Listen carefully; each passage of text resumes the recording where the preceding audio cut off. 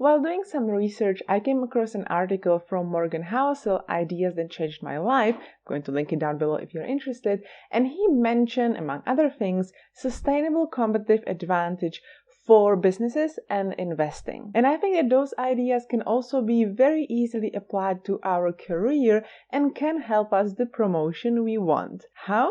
Watch this video till the end to find out. The sustainable sources of competitive advantage that he identified were: learn faster than your competition, empathize with customers more than your competition, communicate more effectively than your competition, be willing to fail more than your competition, wait longer than your competition. Before we go through the points one by one, I want to clarify some of the vocabulary because, as I said, the article is meant for businesses and investing. So when we're talking about competition in the career sense, it's basically everyone that might get the promotion instead of you. So it might be your colleagues, other people in the company, as well as people from the outside world. When it comes to customers, those are not only the actual customers of your company that you might be in contact with, but also your colleagues and your boss. It doesn't mean that the customer is only the person who is going to decide about your promotion.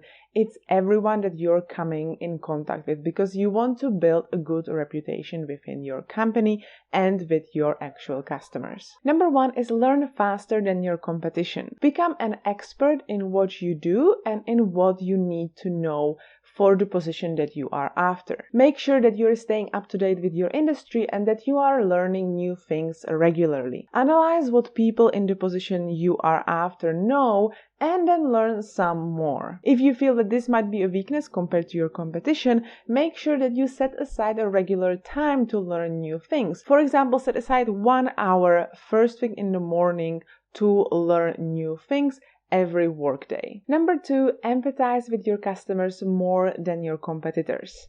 I already explained who the customers and who the competition is.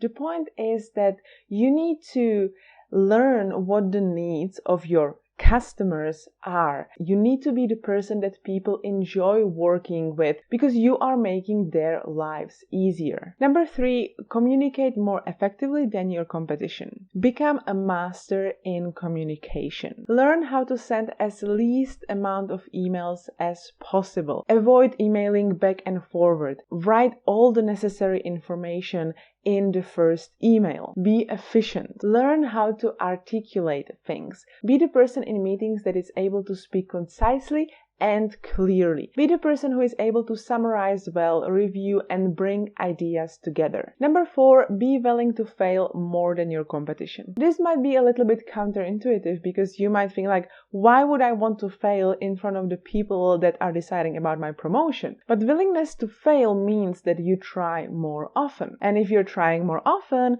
you will also have more successes. Be willing to fail and then learn from failures and communicate that to your superiors. You may say, I made this mistake, and as a result of that, I implemented this strategy so that our team will never make that mistake again. Number five is wait longer than your competition. If you have been doing all those things above, the last thing you need to succeed is patience. A lot of people are impatient. They want the promotion immediately. They want to have this big passion. They want to have the success, but it all takes time. And I really recommend the book So Good They Can't Ignore You from Cal Newport, because it's truly an eye-opening book about careers and about how passions are actually developed. Cal Newport points out that this advice of follow your passion is really not a good advice. Even Steve Jobs, who was a big proponent of follow your passion, didn't start working with computers because he was passionate about them, but because he wanted to earn quick cash. And only with time he became an expert in it and he developed this passion as a byproduct. And that's what happens in most cases. Cal Newport interviewed a lot of different people and found out that the passion was developed after they have spent certain amount of years within their position. So if you are feeling a bit unhappy in your career, stick to it. Wait for at least 5 years. Try to be better and better. Adapt this craftsmanship mindset that Cal Newport talks about. Pair it together with deliberate practice, and you will develop passion along the way, and you will get the success that you are after. I hope you found it helpful. If you did, then like this video and leave me a comment down below. Don't forget to subscribe, and I will see you next week. Cheers!